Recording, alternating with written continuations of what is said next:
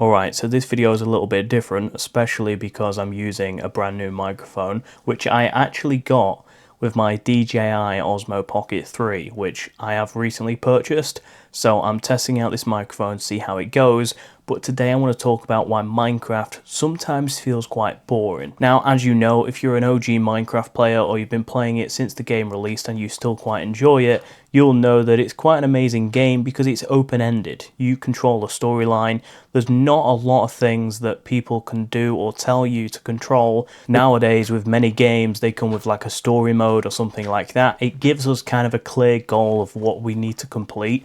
I feel like sometimes having too much freedom in a game can essentially just destroy the experience of it. Now, whether or not that same thing has happened with Minecraft over the years, I couldn't tell you, but it does kind of make sense that after a while, if we do make the storyline, sometimes we run out of clear goals that we aim to reach, and therefore, that makes the game feel a lot more boring. Now, number one, which is kind of what I've just mentioned, is a lack of clear goals. Since Minecraft doesn't have a traditional storyline or set missions, players can feel aimless once they've beaten the Ender Dragon or completed personal goals. So you might be in a survival world right now. You might not have even beaten the Ender Dragon or, done any of that, destroyed the Wither. You might just have got to a point where the content or the things you're working on feel a little bit dry. There's no kind of ambition behind them. That can occur early on in the game. You don't necessarily have to have diamonds or netherite. It's not a world you can play for years. This can be a brand new world that you just simply get bored of within 10 minutes. I feel like that number two is quite an important one as well, which is repetition. Obviously, the sole purpose of Minecraft, especially in survival, is mining, crafting, and building, which can start to feel repetitive after hours of doing the same loops, especially without mods or challenges to shake things up. This is why, even though I'm in hardcore survival, let's say, I always try my best to work on as many difficult projects as possible. And I say difficult because I do that purposely to give myself a set goal, a set challenge that I know I might not be able to complete, but yet that makes the game feel a lot more interesting. If you need to do some mining and you need like 10 blocks of stone, for example, instead of doing it all in one line, do it in zigzags. Now, I know this might sound quite stupid, and it did sound a little bit stupid when I said it, I'm not going to lie, but try it, because I do this in survival. If I get bored of just mining in one single straight line, it does become boring, but if you actually change it up, mine some different ores that you might need in the future, it does make mining that little bit more interesting than usual. I also feel like sometimes people play on their own too much as well. So if they've got necessarily no one to play with in their Minecraft world and it's completely empty, then the world can feel quite quiet and lonely, which takes away some of that excitement. If you're doing it with friends, you can kind of work together on projects or just build something that's absolutely ridiculous but makes you both happy.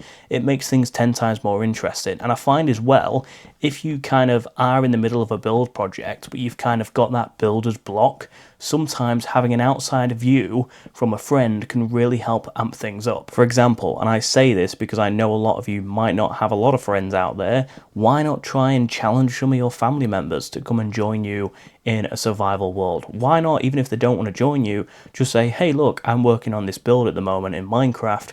How can I improve it? You might be surprised. They might actually see a different side of the project that you're working on. They don't necessarily have to play the game in order to, provide their 2 cents on what you're working on. They might actually be a breath of fresh air to what it is you're working on, which will inspire you a lot more. And again, creative block is one of the biggest things as well that occurs. Especially, for example, I'm doing YouTube. Sometimes if I've got no video ideas, I do have that creative block. If you create content yourself, you will most likely relate to this, and it is a big problem, but what makes it 10 times easier is being able to learn how to deal with it. For example, sometimes you simply can't think of what to build next or what else you should add to your build. Without inspiration, the game's sandbox nature feels quite overwhelming instead of freeing. Therefore, if it feels forced, that's when the game starts to feel a lot more boring, because you're not just building, freely. You're not having ideas just fly out of your head at every second. it actually feels a lot more forced, and I think that's where people go wrong, is because they just force themselves to play it. They force themselves to find these ideas rather than let the ideas come to them. You need to make sure you let the ideas come to you. If you chase the ideas, the chances are they are going to feel rushed, and that's not what you want. I would also say maybe a lack of updates / content as well, because I know Minecraft can be quite good with their updates. At the moment though, I do feel this same way. When you've explored most biomes, used all the blocks, and seen everything new updates offer, it may feel like there's nothing left to do until the next big update. So especially like nowadays, we have all of these copper drops happening, right? All that people are talking about is the new copper updates, and I get it, I understand the excitement, but for a player who's not really that interested in copper, I do kind of get that, like, oh, you know, there's nothing really else to do other than copper. You know, when they kind of add a variety of features rather than just base it off one singular thing like copper, it makes it so much more fun and interesting for the player who might like a bit of variety. I do think as well that if you look at Minecraft back in the day, it was such a simple game. There was literally next to no new features or updates. When it was more simple, it was actually a lot better, and I think we kind of I think we overthought that a little bit and took great advantage of it. And now looking back, we appreciate those old times. I remember when I was, you know, exploring my old Xbox 360 world, and it was like the greatest thing ever, purely because everything was so simple. Whereas nowadays there's been that many updates, which, don't get me wrong, they have to do. You know, you've kind of got a lot more things to think about now. There's more features. I do think the simplicity side of the game back in the day really contributed to the enjoyment. Nowadays, I'm not saying that changes anything, but I do feel like that is a small contributing factor that we kind of don't really look into that much. Anyway, let me know what you think to this topic down below in the comments section. Does Minecraft get boring for you every now and again?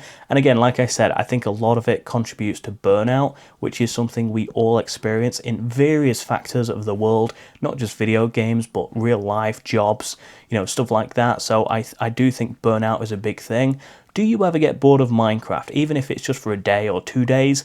You know, it's a real problem that many people don't really address. So I really hope this video helped you out in some way. If it did help you out, make sure you give it a like, click subscribe, and also share it with your friends. Also, I really hope you liked this brand new audio. I'm using the DJI mic 3 or 2. Anyway, I'm using a DJI mic right now, which I got with my Osmo Pocket camera. So let me know if you prefer this audio, because that means I might be able to record videos from literally anywhere in the world. So please let me know what you think to this audio, if it's crisp, if you really enjoy it. I am also speaking a lot more quieter than usual as well, purely because people are sleeping, so just keep that in mind with the audio quality. But either way, I hope you enjoyed it. If you want to see more videos from me, you can click this one on screen right now, or you can watch my entire playlist to the right of the screen, and I'll see you all over there.